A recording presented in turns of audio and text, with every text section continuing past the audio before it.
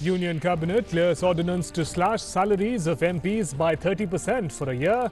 MP-led funds for 7,900 crore rupees to be suspended for 2 years. Funds to be used to bolster war against coronavirus. President, Vice President and Governors also volunteer a similar pay cut.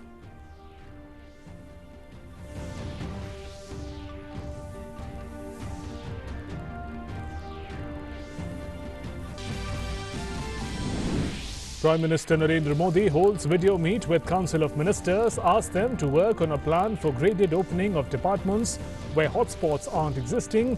Prime Minister stresses on ensuring reach of Garib Kalyan Yojana, popularizing Arogya Setu app in rural areas.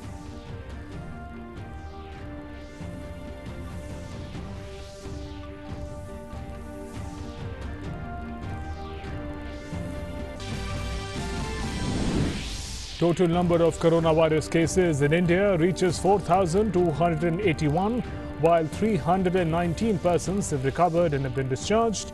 111 deaths reported so far. Goa Chief Minister Pramod Sawant announces 20% hike in salaries of health workers and doctors dealing with coronavirus cases.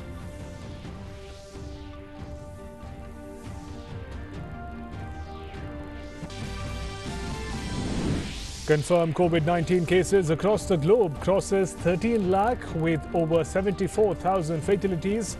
Japan likely to announce coronavirus emergency and launch $1 trillion stimulus package. UK Prime Minister Boris Johnson in ICU as his symptoms worsen.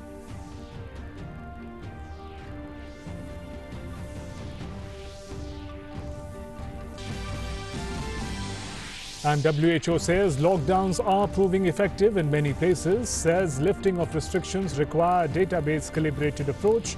New COVID-19 deaths register fall in number in Spain.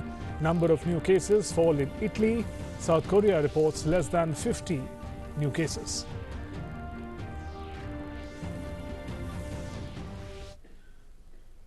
Good morning, I'm Shubhendu Ghosh. Hope you're doing well. In the detailed story, among the major cabinet decisions announced on Monday, a 30% reduction in parliamentarian salaries for a year has been announced. An ordinance amending salary allowances and pension of MPs Act has been approved.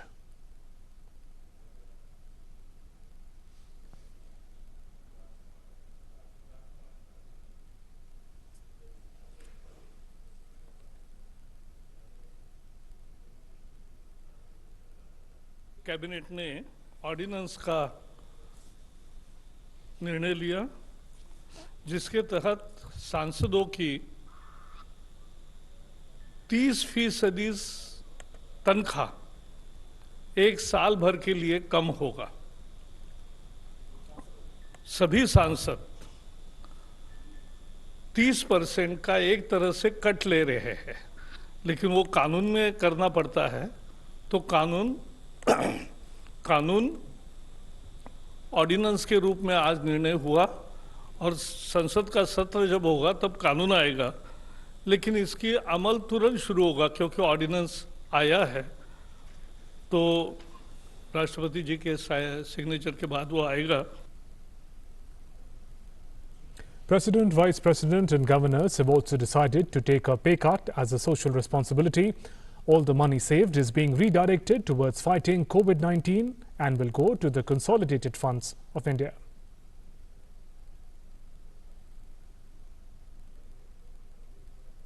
देश के राष्ट्रपति, उपराष्ट्रपति, सभी अनेक राज्यों के राज्यपाल और इन सब ने भी स्वेच्छा से अपने तनख्वाह में 30% कटौती करने का लिए पत्र दिए हैं। तो प्रधानमंत्री, मंत्री, सांसद भी एक साल के लिए 30% वेतन कम लेंगे। वैसे ही राष्ट्रपति, उपराष्ट्रपति और राज्यपाल, ये सभी भी 30% स्वेच्छा से, वहाँ कानून का मुद्दा नहीं है क्योंकि उनके सैलरीज के आने अलग अलग कानून है, उसको ऑर्डिनेंस करना ठीक नहीं होता, तो इसलिए उनकी ही स्वेच्छा से, उनके रिक्वेस्ट पर ये किया जा रहा है। Another important decision taken is that MP-led funds will remain temporarily suspended for a period of 2 years.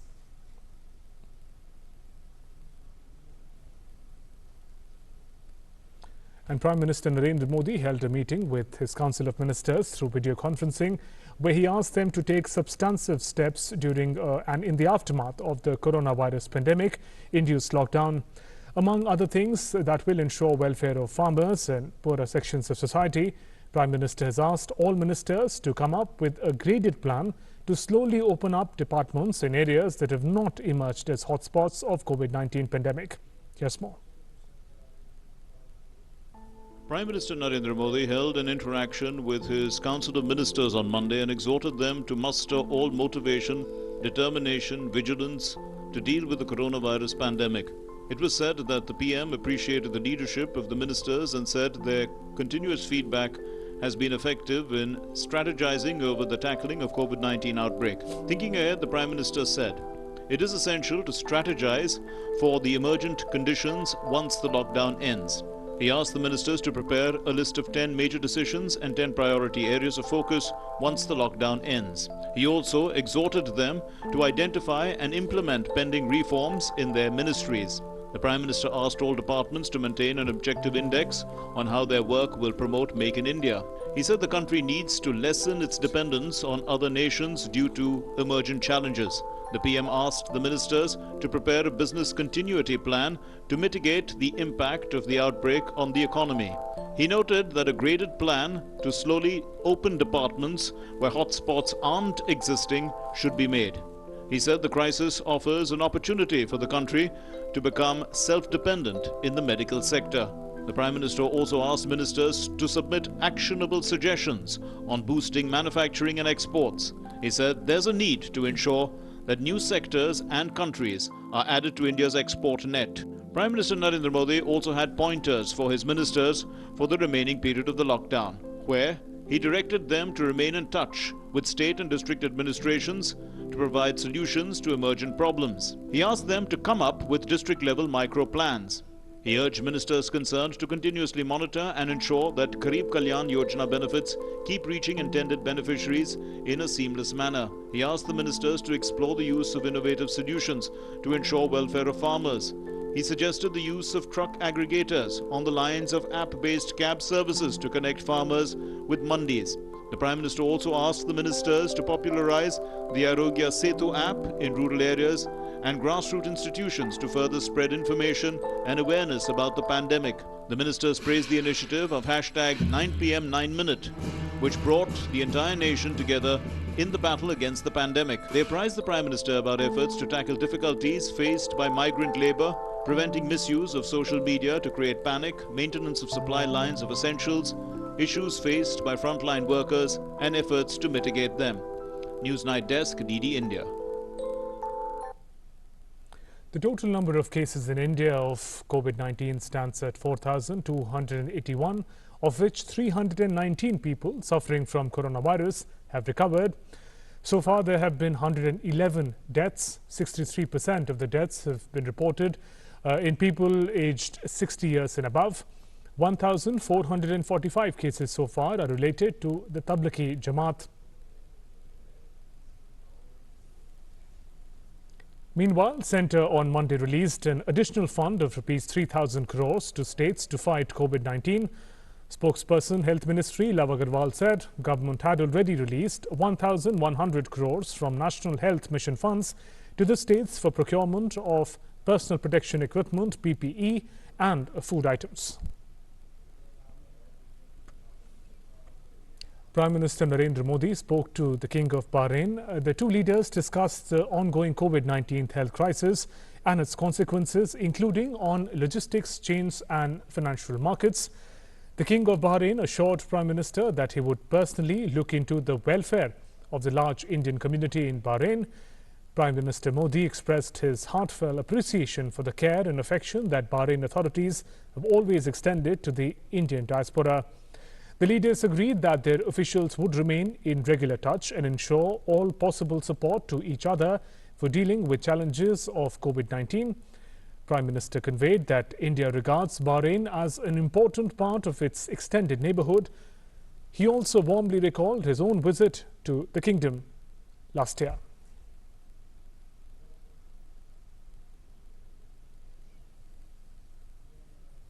Some international update. In the United States, the number of confirmed coronavirus cases have surged above 350,000 yesterday, while the national death toll exceeded 10,000. The US is now by far the hardest hit nation in the world, with more confirmed cases than the next three countries, Spain, Italy and China put together. And New York City area is the hardest hit part of America, with hundreds of deaths daily and harrowing scenes of panicked doctors and besieged hospitals. Though the crisis is showing signs of starting to level off in New York, it is still growing explosively in places like Los Angeles, Miami and New Orleans. In the UK, Prime Minister Boris Johnson has been moved to intensive care in hospital after his coronavirus symptoms worsened. Amidst the scare, PM Johnson has asked Foreign Secretary Dominic Raab to deputise where necessary in the fight against coronavirus. Johnson was admitted to hospital on Sunday night and had been undergoing tests after suffering persistent coronavirus symptoms, including high temperature, for more than 10 days. However, he was not put on ventilator. US President Donald Trump said that Americans are all praying for his recovery.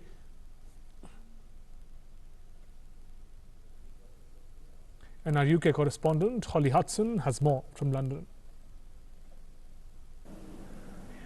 The Prime Minister himself tweeted that he was in good spirits and keeping in touch with his team from his hospital bed. He will remain in for a second night for observation, we're told, but that is of course raising questions and concerns as to whether he is in fact more ill than officials are willing to let on. Number 10 staying pretty tight-lipped about the situation, reluctant to reveal any more detail, other than that the Prime Minister was admitted as a precautionary step for routine tests on the advice of his doctors, as he is still experiencing symptoms of COVID-19 10 days after his diagnosis. The Foreign Secretary, Dominic Raab, took the daily press briefing in his absence earlier and insisted that Boris Johnson was well enough to continue running the country. They are still going full throttle, as he described, and he can continue working.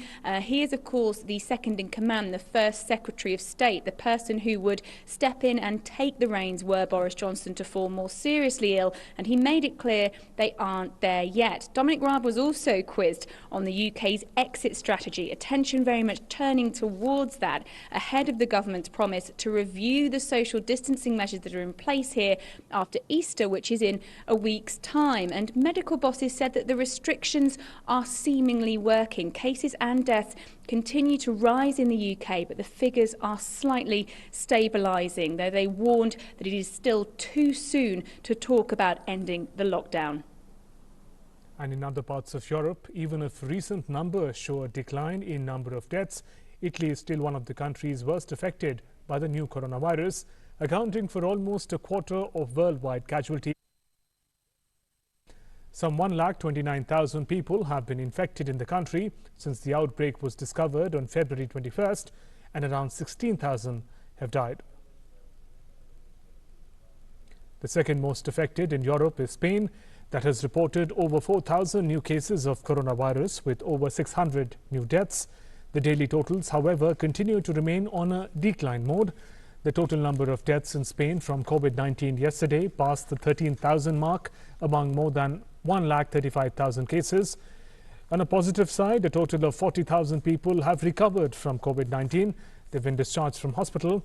Prime Minister Pedro Sanchez said that at the weekend that lockdown would remain in place until April 26th.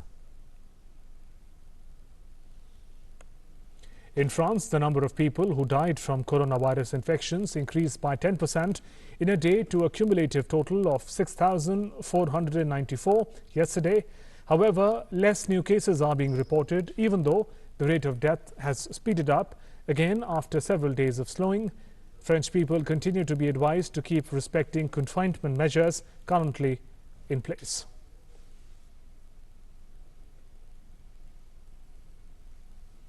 And Japan's Prime Minister on Monday proposed a state of emergency for several major regions, seeing a sharp rise in coronavirus cases, as well as a stimulus package worth $1 trillion to cushion the impact on the world's third biggest economy. The official declaration of state of emergency would likely come today. Shinzo Abe told reporters in Tokyo as the country grapples with recent spike in coronavirus cases, especially in the capital, Tokyo. Since there are already critical situations happening at medical facilities, we are advised by the advisory committee that we, the government, should prepare for the declaration of a state of emergency. The duration will be about 1 month. We need further cooperation from citizens to minimize contact between people, which can lead to infections. And we need to prepare well the medical system. The state of emergency will be declared for these reasons.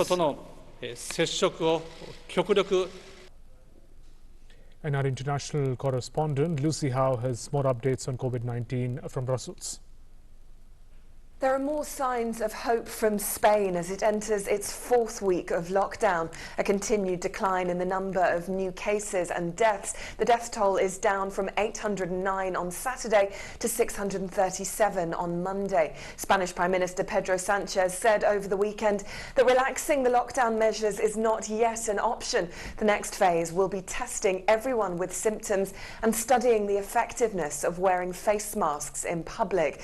There are also signs of improvement in Italy, which has reported the lowest death toll in over 2 weeks. Authorities there saying the country is now past the peak of the epidemic, but is warning of a difficult few months ahead. The lockdown measures in place are likely to be extended into May. Austria is becoming the first European country to announce plans to begin the transition back to normal life, allowing some non-essential shops to reopen next week after the Easter weekend. Meanwhile, here in Brussels, finance ministers from the Eurogroup are meeting via teleconference on Tuesday with the EU's emergency bailout fund, the ESM, likely to be used to extend credit lines to badly hit countries like Italy and Spain to mitigate the economic damage of the coronavirus. Lucy Hoff, Dordashen News, Brussels. And South Korea reported fewer than 50 new coronavirus cases for the first time since its peak at the end of February, as daily infections in Asia's largest outbreak outside of China continued a downward trend. But officials urged even greater vigilance, saying a large epidemic could re-emerge at any time, with smaller outbreaks in churches, hospitals, nursing homes, as well as infections among travelers continuing to rise. Globally, the death toll from COVID-19 has passed the 74,000 mark, while the number of infections rose above 1.3 million. And mainland China today reported a drop in new coronavirus cases after closing its borders to virtually all foreigners to curb imported infections, while the central city of Wuhan, epicenter of the outbreak, saw no new casualties for the first time. China had 32 new confirmed cases of coronavirus yesterday, down from 39 cases a day earlier. All of the 32 cases involved travelers arriving from overseas, compared with 38 imported cases a day earlier. The overall number of imported infections so far in China stands at 983. Wuhan, capital of central Hubei province, reported only 2 new confirmed cases in the past 14 days.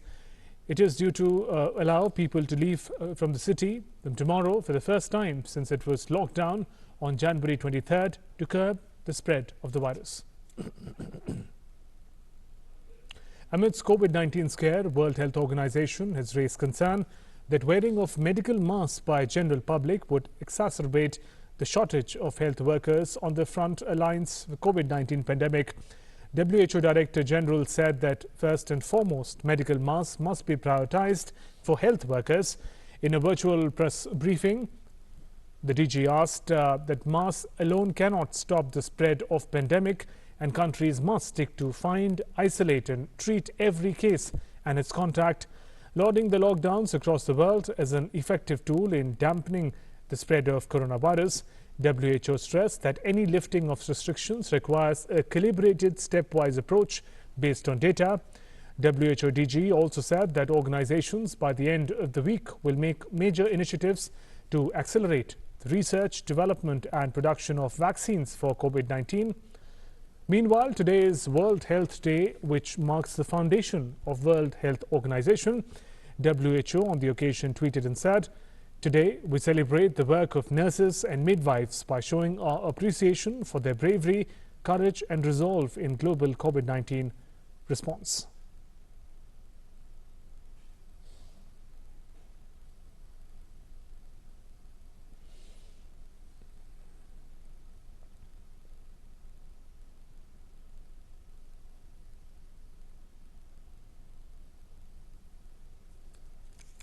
Those were some of the updates shared by WHO. And on the eve of World Health Day, Prime Minister Narendra Modi also took to Twitter to share his message to the countrymen and the world population. Prime Minister expressed gratitude to all frontline workers who risked their lives in the fight against the pandemic.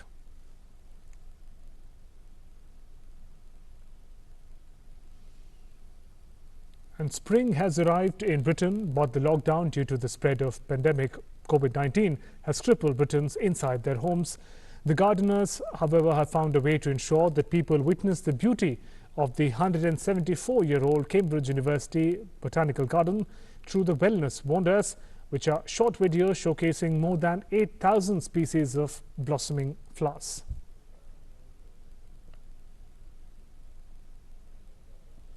And a Greek pastry chef in northern city of Thessaloniki created chocolate bunnies wearing face masks and gloves, as well as needles representing vaccines and coronavirus cells made from chocolate and icing for the Easter holiday. The country has so far reported 73 deaths and 1,735 coronavirus cases.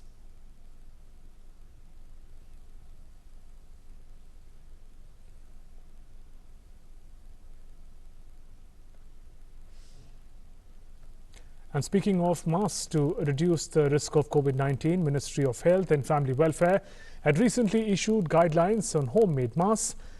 Renowned sound artist Sudarshan Patnaik has tweeted a video making his own mask at home. Take a look.